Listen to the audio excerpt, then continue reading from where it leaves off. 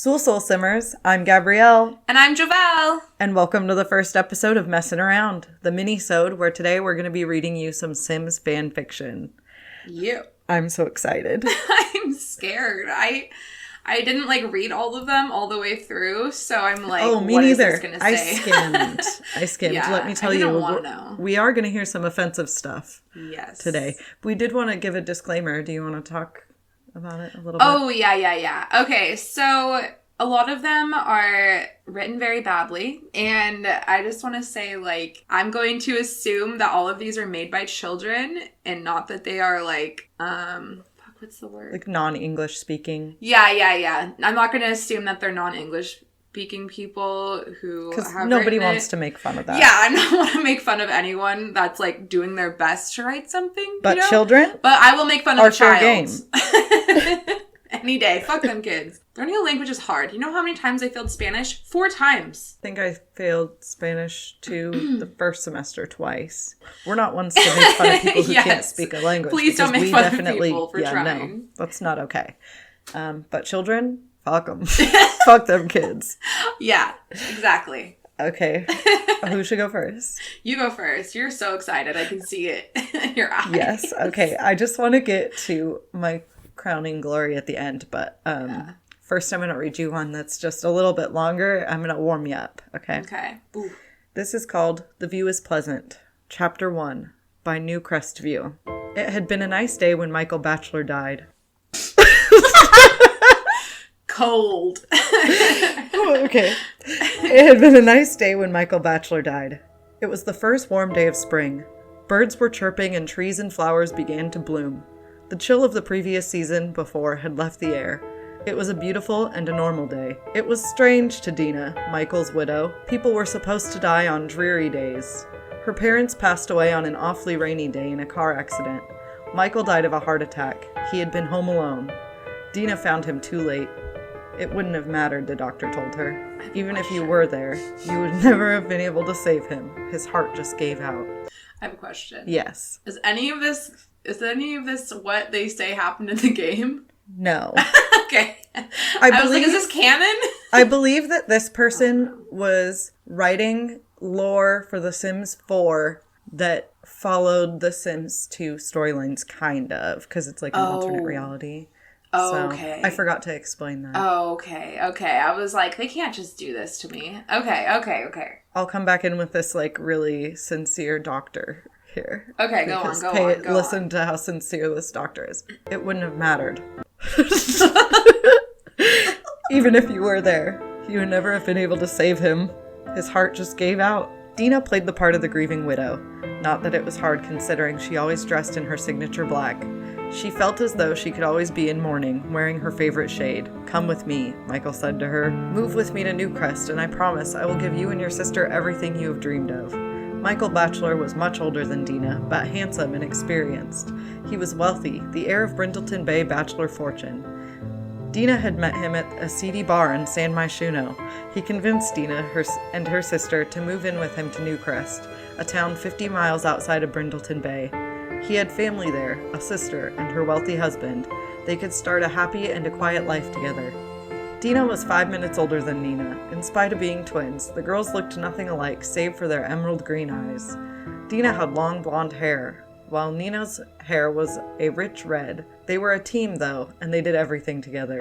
Nina was Dina's partner in crime. The two girls, who were orphaned at a young age, longed for more than what the world had already given them. They only had each other, but they could use their beauty to gain a better life. Dina was determined that Michael Batchelor was her meal ticket. Dina was focused on wealth and security, while Nina focused on beauty and her own lustful desires. I love that. If Dina could support Nina, then she could focus solely on herself. Newcrest was going to bring both girls what they wanted most. Dina had married Michael Batchelor in an elopement ceremony in the Newcrest courthouse after 6 months of dating. Michael wooed Dina with promises of a rich and fulfilling life. He quickly moved Dina and Nina into a condo he owned at the edge of town. Dina remembered being unimpressed with the almost bare 2-bedroom condo. She had expected more from a wealthy bachelor, but it did beat their dingy apartment in San Myshuno. Michael told her that he preferred to live small and to save. Dina knew eventually that she would convince him to upgrade, but this would have to work for now. It wasn't all bad, though. Nina was enamored with the handsome stranger next door. His name was Don Lothario, and Don was just as smitten with Nina as she was with him. Nina did not even seem to care that he was engaged. After all, it felt like a farce to her. There was an issue, though. An issue that Dina was not made aware of until her husband had died. Michael was almost bankrupt, and his motivations to move back to Newcrest were in hopes of garnishing support from his sister Bella and her husband Mortimer Goff. The Bachelors had once been one of the richest families, but Michael had squandered it. Reflecting back, Dina stood alone in the graveyard. She made an effort a few times a month to visit her late husband, despite the betrayal she felt from him. She had cared for him. Next to her sister, he had been her only friend for a while. She may not have been in love with him, but she had genuinely treasured him. His death had brought a great sadness that was unable to pinpoint, and it was not just because he had died almost broke. She believed that she may have truly missed his companionship. I just wanted to say, this is doing a really good job as painting Dina as a fucking sociopath. Yeah, truly. I love it. What an icon. I'm almost done. Okay. No. I'm enthralled. Also, I wanted to say one thing. Yeah. I don't think they're twins, are they? I don't think so. Okay. Dina did know that this lesson in betrayal by her deceased husband did teach her that she can only count on one person. Herself.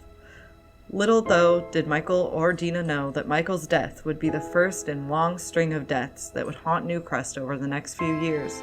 Perhaps, if he had known, he would have had a second thoughts of moving back and bringing the Caliente sisters with him. The end. Bum, bum, bum. Wow. So what'd you think of that one? Honestly, I feel like it was so professionally done. I wanted to start off with one that wasn't too crazy. Because, like, all of mine for the next few episodes are crazy. Okay. So, I just wanted to showcase a good Sims writer first. Yeah, no, that was really good. Okay, I'm gonna start by reading one that I actually did read. It's really good. Okay. The look on your face has me, like, so scared. This is the first one that I read, and it's honestly just, like, so good. There are 13 chapters, but each chapter is, like, I think this one is, like, 7 lines. Okay. So I'll probably read, like, half of it, and then we'll get part 2 next time, if you like it. So this is called Life is Messy by Empv. It's EMPV. Okay. Chapter 1. Herbert woke up from his bed in his room. The sun was shining through the window. The birds were singing. It was a brand new day. He heard his door open. It was his mom, Zoe. She was bringing him breakfast. "Hey, honey," said Zoe. She handed Herbert his breakfast. It was toast and eggs. "Another day, right?" said Zoe. "Yep." Another day, right? That's it? Like, not another great morning? Like, just another day, right? This is a pattern. Okay, go ahead. I just wanted to clarify. Okay, another day, right? Yeah. Yep. "It's not going to be like with you and Dad, just my sister and stepdad," said Herbert. "I know, Herbie. You wish that me and your father were still together, but we did not love each other," said Zoe as she hugged Herbert and kissed him on the forehead. "But time to start the day," said Zoe as she released Herbert from her arms. "I'll go wake up Molly and Mark," said Herbert as he ran out of the room, leaving Zoe all by herself. Chapter 2. Wake up, Molly. Herbert slowly went into his sister Molly's room and hopped on her bed. He shook her awake. "Wake up, Molly," shouted Herbert right into Molly's ear. Just like so intense. Like, he's like, "Wake up!" He's like jumping on her bed, physically shaking her body, yelling into her ear. She's like a child, first of all. Do we know how old Herbert is? Is he a teen? I'm guessing he's probably like 13-ish. Okay. From his actions. Okay. And I'm guessing that Molly is probably 6-ish or something. Okay. Molly woke up. "I'm awake, big brother," blurted Molly to him with a giggle. Herbert let out a smile. "So, ready for another day?" asked Herbert. "You bet I am," shouted Molly. She got out of bed and walked out of her room. Like, who just gets up and, like, leaves their room? Like, I got shit to do in my room first. Yeah, that's true. Yeah, I guess this has nothing to do with The Sims, but it's just a really, like, it is in a Sims fanfiction thing, so no, I don't really it's cool. know. I got some stuff. Yeah. Okay, Herbert giggled. "Yeah." Why? Why is he just saying that to himself? It has nothing to do with what she said. She said, "You bet I am," left her room, and then he laughed and goes, "Yeah." Herbert knows that later at school, everyone going to ask him, "How is your parents' divorce going?" Oh, I feel bad for this child because I feel like their parents are going through some stuff. Not Herbert, but the child writing this clearly is going through something. You know what's really funny is in 6th grade, I had to write a book, and I wrote a book about abusive parents, and now I'm like, I bet my teacher thought I had abusive parents. Okay. Because it was so, like, real. So, fun story. This one time, let me explain. I'm a horror writer, okay? Yes. I've been into horror writing since I was a really little kid, and I wrote this story once about, like, a kid who, like, gets picked on at school and then kills this whole family of, like, 11 people, and, like, I got called to the office and had to talk to a counselor, and they wanted to call my parents and shit. Well, we'll talk about it. I was like, it's a story! It's just a story! I know, right? I got in trouble for painting a rose with a snake wrapped around it. Jamel's over here making motorcycle tattoos, and they're like, go to the office. I know. Okay, you ready for chapter 3? Oh, I'm so ready. Also, your parents got divorced. Yeah. Did everyone at school ask you all the time? The kids were like, how's your parents' divorce? I can't. Okay, Herbert knows that later at school, everyone going to ask him, how is your parents' divorce going? Chapter 3. School. Herbert arrived at school. He was prepared for like a million of eyes staring at him. He felt nervous and frightened.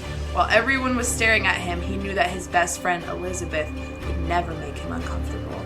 Herbert and Elizabeth have always been best friends since they were in 3rd grade. They have always had each other's back ever since. "Hey, Herbert," said Elizabeth softly. "Hey, Elizabeth," said Herbert. They high-fived each other. "So how's it going?" asked Elizabeth. They started walking together. "Well, okay, I guess," answered Herbert. "Hey, listen, Herbert. I know having divorced parents is rough, but you got to learn how to live with it," said Elizabeth. Elizabeth's like, get the fuck over your parents' divorce, Herbert. It's all you talk about anymore. I know. She's like, shut the fuck up. No one cares. Why do you think everyone cares? She's like, Herbert, your parents were divorced 9 years ago. No one's looking at you. He's so delusional. Herbert looked down to the ground, then looked at Elizabeth. "You know what? Maybe you're right," said Herbert. "Yeah," said Elizabeth. As the both of them heard the bell ring, which means it's time to go to class, both Herbert and Elizabeth went to class. Chapter 4. Class. When Elizabeth and Herbert arrived at class, everybody stared at them. This made Herbert feel awkward. Really awkward. He took a seat. So did Elizabeth. What if Elizabeth took his seat too? Get it? Okay. The teacher started teaching the class. Everybody turned away from them and back on the teacher. Like everybody in the whole class is just turning around. This is like turning into something I would write. It's like a horror story. They're about to kill him. The classroom became so quiet, it made Herbert feel awkward and nervous. After class, both Herbert and Elizabeth walked out at the same time. Why is this it's so scary? I know. I never want to go in there again. I feel like I was in a dark room and a bunch of eyes were staring at me, blasted Herbert. Herbert, calm down. It was class, hushed Elizabeth calmly. Yeah, well, it felt like a dark room. I don't want to go to class anymore or to school anymore. I'd rather drop out, Herbert said loudly. There's 4 R's in the order. Okay, I was wondering. Good job. Or he walked away, leaving Elizabeth speechless. He couldn't drop out, could he? Elizabeth was so shocked she did not know what to do. She figured she had no choice but to follow him and go talk to him. 5. You can move on. Elizabeth ran up towards Herbert. "Herbert, you can't be serious," she shouted. "I am being serious," he shouted out towards Elizabeth. "But Herbert, you can't let your parents' divorce get the best of you," pleaded Elizabeth. "Why? How many times have they argued in the past? My early childhood life always." Herbert, remembering when he was a toddler, he could hear his mom Zoe and his biological dad Andrew shout across the halls. "No, it's because it's time to let it go," stated Elizabeth as she holds Herbert's hand. This made him blush. It made herself blush too. As both of them stared into each other's eyes, Herbert now realized that it's time to move on. You're right, Elizabeth. It's time to move on, he said with a smile. Elizabeth smiled back. Good, she said. It's time to move on. Okay, we'll leave it here because chapter 6 is when he's in college. Oh, perfect. Mm-hmm. Just perfect. Yeah. I'm Herbert's biggest fan, but also like, bro, go see a therapist. Yeah, he's definitely going to rely on every woman he ever dates to deal with with this problem. Are you ready for my next one? Oh, yeah. I'm about to introduce you to a character that we're going to get to know pretty well over the next few minisodes. Okay. Because I have 28 chapters. Oh, here. boy, I'm excited. And every chapter is a full story. This is called Billy Was Trash. Oh, we're here. We are. I've been waiting for this. I discovered Billy Was Trash this morning, and I didn't stop for about an hour. There's a bunch. Okay. I'm excited. This is by paperdoll_spid. Billy is trash as a teen, ran away from home, and wandered around with punks. Now when she's older and tired of all that sex, drugs, and rock and roll thing, Billy has decided to start earning some money and live normal even with her 7th grade education. Billy is trash on her first night in the dump lot. Only thanks to community lots, she managed to survive in the first days. Produce stall was next to her home, so she went there when she was feeling hungry or simply lonely and needed some company. Billy is waking up to go to work. Outside is raining, lightning, but she hasn't even a roof over her head. Bed which she found in a refuse dump next to the hospital. In a refuse dump next to hospital is old and uncomfortable, but at least nearly for free. Actually, there is no difference to sleep on the ground or in this bed. The only good thing is that she knows that she can go to bed and not wait until passing out on the ground. This is so depressing. I love that this one leaves, like, actual Sims elements in it, too. Yeah, like exactly. Passing out on the ground. Even being homeless, she has some taste. All-in-one community shack is better than produce stall because here, she can normally sit down and eat as a human. Richest Sims can even order something from the cafeteria. Here is even a shower where Billy can wash with some comfort, although she has a sink in her dump. First of all, this feels like an episode of Cribs where she's, like, talking third person. Being like, Billy has a bed. Like, she's just giving a tour of her house. No roof. Billy has bed. Billy has bed. So their first name is Billy and their last name is Trash? Now they're just calling them Billy. Oh. So, we've moved on. Oh, okay. I thought Billy was the name. No, it's just, I think that they were copying and pasting Billy is trash and then trying to erase is trash so that they have this name, honestly. Oh my god, what the fuck? Okay, we're back to she has a sink in her dump. Okay. While washing in a real shower, nobody's looking at her behind. Only here hangs out an old lady who likes to yell at Billy after she finished showering. Crazy lady. To a miracle, Roxanne Trotsky, a wealthy townie, takes up conversation with Billy. It is very strange that such a rich family hangs out in a place like this. Probably they are having some money problems. While hanging out in this shack, Billy becomes friends, with a Chinese guy, and even asks him out on a date. Only thing that she can afford to have something to remember is taking a shared photography. I guess both of them enjoyed their time in photo booth. While Billy is eating her stinky hot dogs, other customers are ordering salmon, lobster, and other expensive and delicious things. Billy can no longer stay in a place like this anymore.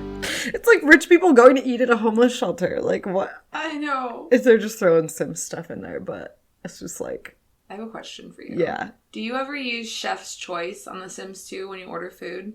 So when you go to the restaurant and you go to order food, if you choose Chef's Choice, it'll pick The Sims' favorite food. But I always do that because I like to see what stupid food people like. Huh.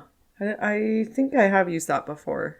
On The Sims 4 it does that, but they don't have favorite foods, so it's not as really? fun. I don't even know you go in and it's like a random dish is the chef's choice, I think. Oh, really? In Sims 2 it's always the same thing. But you have to go into the menu and then it shows up highlighted and says chef's choice, so She can no longer stay in a place like this anymore because people are ordering lobster and she's eating stinky hot dogs. Are you ready? Is it because the hot dogs are bad or because just she thinks hot dogs smell bad? I think that they've gone bad. Okay. Yeah. Being homeless is not so fun as it may appear. Yeah, it looks really fun. Yeah, I'm having a blast. Walking to the bus stop in the morning and I'm seeing people laying under blankets in the rain. It looks really fun for them. There's a limited amount of fun. For example, how can Billy entertain herself? She can read the same old book over and over and over again, or dream about better future. She can make airplanes on the newspaper, watch birds, and jump on bed. A lot of fun. Jump on bed. Somebody always knocks over the trash can. Then, there come roaches with the flu. Billy has become a very sick person. Billy has a new place where to sleep. She has gathered some beer boxes and found a matrace. Matrace. M-A-T-R-A-C-E. Matrace. Even this is better than that old hospital bed she found. Now the springs can stab someone else's back. End of chapter 1. I used to sleep with a guy who had a broken bed and there were springs sticking out in the middle and he would be like, I'll sleep on them so you don't have to. I'm not sad. That is sad. At least he was willing to do that. I would be like, you can have this side. It's more comfortable. And they would never know. Well, it was give him the bed. spring side. Yeah. But I would be like, you could have the uncomfortable side and tell him it was the comfortable side. On his own bed? No, if it was my bed. Oh. I think he'll know. He sleeps on it every night. So there's Billy was trash. Yeah, I'm excited to hear more about this. Mm-hmm. I'm really worried about the Chinese friend. I feel like this is Breakfast at Tiffany's right now, where they just have that guy, like, being so racist Chinese, and it's, like, this white guy playing him. You know, honestly, Billy's trash is the Breakfast at Tiffany's of our generation. This was written in 2008, by the way. I mean, that's part of our generation. Yeah, I just wanted to mention that. Oh, okay. That's about when I was writing these things, I hope whoever read this has grown. So this is a story called It's Not Easy Being Geeky. Oh, yeah. Wait, that's a part of the title. Yeah, I didn't see that before. So It's Not Being Easy Being Geeky is in all black and bold, and then oh yeah is in parentheses next to it, not bolded. Okay, thank you. And then it says by S Clown Z. Okay. There are 5 Z's, but some are capitalized and some are not. Okay. And this is part 1 of 27, although I think there's only 4 chapters. And this was updated in 2017, so I don't think there's going to be 23 more chapters anytime soon. Damn. And it took them 7 years to make those 4 chapters, apparently. So, because it started in 2010. It's like your challenge. Yeah, it's exactly like my challenge. I get where they're coming from. Part 1 of 27. Oh yeah, and the chapter's name is Aw, Geeky. His name was Chester Geeky, and he was one dorky guy. He was a knowledge sim, but he was no geeky, yo. I think he is supposed to be a play on geek. So maybe it's supposed to be geek? Okay, I'm gonna read it as geek now. Okay. I guess it's called Chapter 1, Aw, Geek. His name was Chester Geek, and he was one dorky guy. He was a knowledge sim, but he was no geek, yo. One day, Chester Geek decided that he needed to get revenge on all of the people who gave him terrible makeovers and tried to redo his face with plastic surgery. So he got a job as a mime. Wait! What? Okay, sorry. Slow down. Sharp left turn. We gotta slow down here. So he's had how many makeovers? I don't know. Why is he getting plastic? I don't know if this is a character from the game. I don't think it is. No, def not. I think this might be a character that another simmer made, and then that like maybe people are downloading and giving makeovers to, because it kind of said something like kind of like that later on. So I'm not sure. Wow. Okay. He became a mime. Okay. Yes. But I'm catching up. Chester Geek found out that mimes didn't get paid enough and that he didn't have a house. Wait, he didn't know he didn't have a house. I guess so, yeah. Okay. He found out that mimes didn't get paid, and he also found out he didn't have a house. Chester Geek was upset, so he went into every single pre-made neighborhood and kicked every family out of their houses. Then he laughed and laughed. Chester Geek loves to laugh. Just kidding. He actually loves pie. Sweet, juicy pie. What? Drool. Sorry. But anyway, where were we? Oh yeah, Chester Geek seeking his revenge.